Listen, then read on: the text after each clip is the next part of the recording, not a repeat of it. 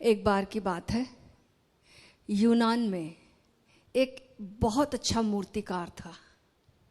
वो इतनी अच्छी मूर्तियां बनाता था, इतनी अच्छी मूर्तियां बनाता था कि किसी की भी मूर्ति बना दे तो पता नहीं चलता था कौन सा व्यक्ति है और कौन सी मूर्ति है। डिफरेंशिएट करना मुश्किल, इतनी जीवंत मूर्ति वो बनाता था। बड़ा नाम उसका हो गया, बहुत ख्याति हो गई उसकी, बहुत प्रसिद्धि मिली।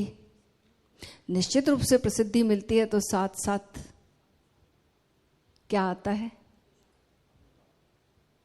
ईगो आ जाता है कि मैं बनाता हूं मूर्ति, मैं इतनी जीवंत मूर्ति बनाता हूं। और उस मैंपन में ये भूल ही गया कि वो बूढ़ा हो रहा है।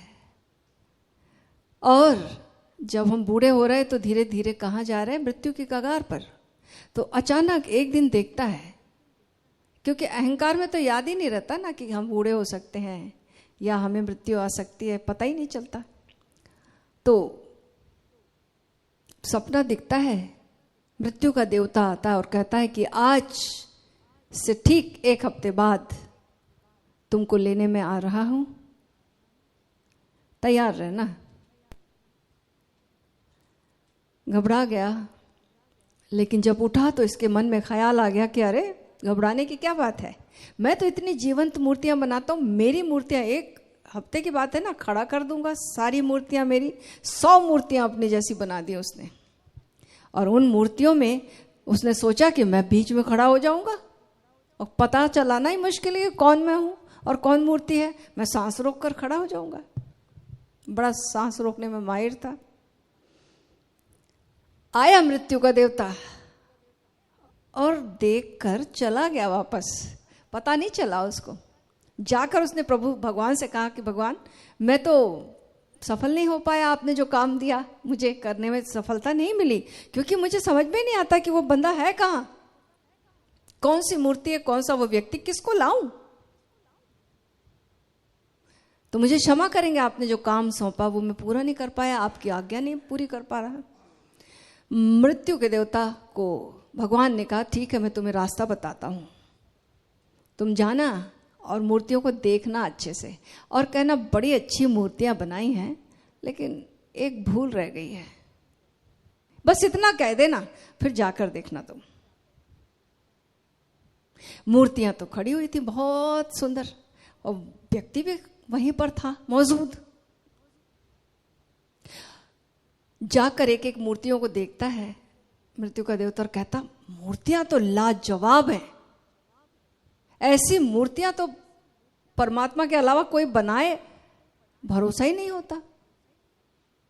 लेकिन एक भूल रह गई है छोटी। बस जो ये लाइन सुनी उस व्यक्ति ने, मूर्तिकार ने, बाहर आ गया। बताइए क्या भूल रह गई? मृत्यु के देवता बोले पकड़ा गए ना तुम।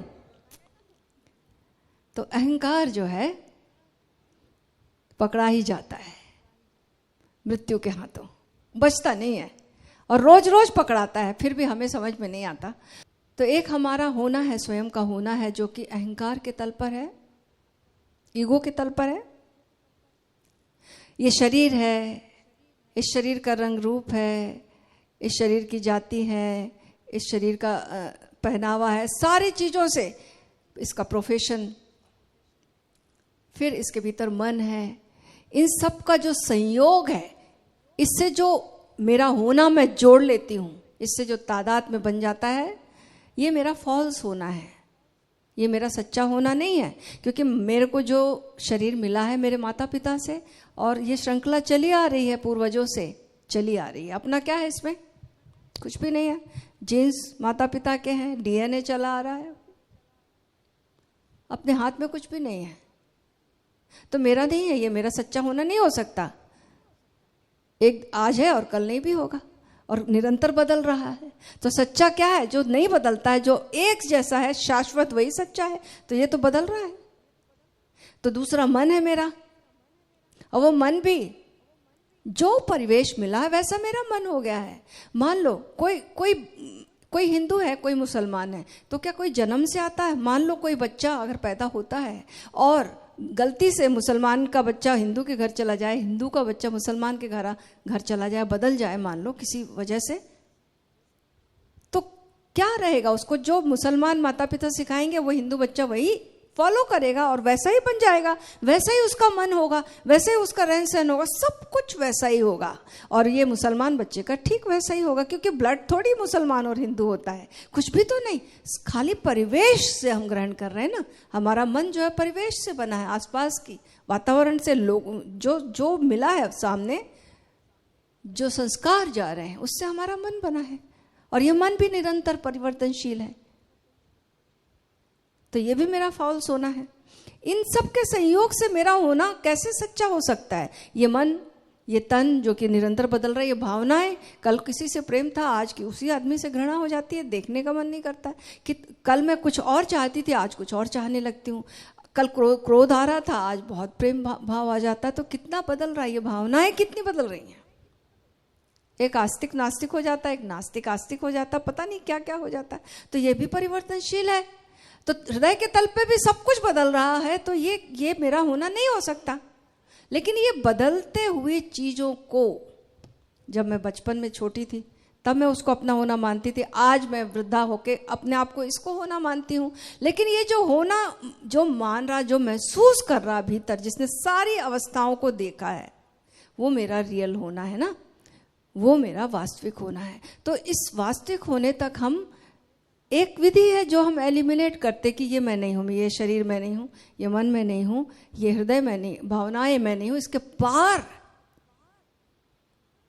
जो शाश्वत मेरा होना है, जो देख रहा है सब कुछ बदलाहट को, वो मैं हूँ। तो एलिमिनेट करते जाएं, ये मैं नहीं, ये नेति नेति नेति नेति, एक ये विधि है। और दूसरी विधि एक और है कि मैं सीधे अपनी विराटता से नाता जोड़ लूं। सीधे हम जिससे नाता जोड़ेंगे, जिससे हम अपना एसोसिएशन बनाएंगे, हम वैसे ही होते जाएंगे।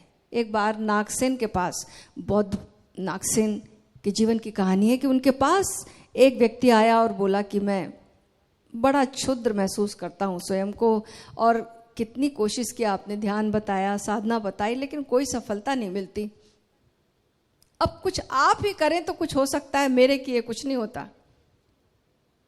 तो नागसेन ने पूछा, भाई तू एक काम कर, तुम किससे प्रेम करते हो घर में? तो बोला, मैं गरीब आदमी हूँ, मेरे पास समय ही नहीं है, लेकिन हाँ एक है जो जिससे मुझे प्रेम है, वो मेरी भैंस है, क्योंकि वही मेरा घर को चलाने के लिए साधन है मेरी, और वही मेरा साथ देती है। तो भैंस से अब बड़ा प्यार है। तो नागसेन ने कहा, तू एक काम कर, झोपड़ी में जाकर, ये पत्थर की गुफा है, इसमें बैठ तू 3 दिन, और 3 दिन तक अपनी भैंस की याद में जी, और बोलना मैं भैंस हूँ, मैं भैंस हूँ, मैं भैंस हूँ। और उसने यही किया। और 3 दिन के बाद जब नागसेन आए तो नागसेन ने बोला कि आओ बाहर। तो उस व्यक्ति ने कहा, बाहर आऊं? आ नहीं सकता। क्यों नहीं आ सकते? गुफा छोटी है, तो छोटी है तो क्या हुआ, तुम तो गए थे तो आ सकते। नहीं, मेरे सींग फंस रहे हैं, मेरे सींग फंस रहे हैं। 3 दिन की हिप्नोसिस ने उसे बता दिया कि वो भैंस हो गया। तो हम जो सोचते हैं, जिससे नाता जोड़ते हैं, जिसका चिंतन करते हैं, हम वही हो जाते हैं। तो ये एक दूसरी विधि ये है कि हम विराट का चिंतन करें, उस विराटता के साथ जुड़े, और जुड़ते जुड़ते अचानक एक दिन क्लिक हो जाएगा। तो ये, लेकिन ये दोनों विधि जो हैं एकांगी हैं। एक तीसरा तरीका हो सकता है, हम नेति नेति को भी अपनाएं, और हम जो तादाद में जोड़ रहे हैं विराटता से, वो भी जोड़ें। हम दोनों का उपयोग करें। शुरू में नेति नेति करें, और बाद में आप जब शून्यता, जब एक स्थिति आ गई, अब हम विराट से नाता जोड़ें। दोनों का सहारा लेके हम पाते हैं कि हम ज़्यादा आसानी से उस अपने वास्तविक स्वरूप में छलांग लगा पाते हैं, और एक दिन आत्मज्ञान की घटना आसानी से हर एक व्यक्ति को घट सकती है। हम सब का जन्म सिद्ध अधिकार है ये। और ओशो ने ऐसी सुंदरतम समझ दी है, ऐसी सुंदरतम विधियां दी हैं कि अगर हम इनको जीवन में ऑनेस्टली प्रामाणिकता से और निरंतर इसमें जिए तो घटना घट सकती है।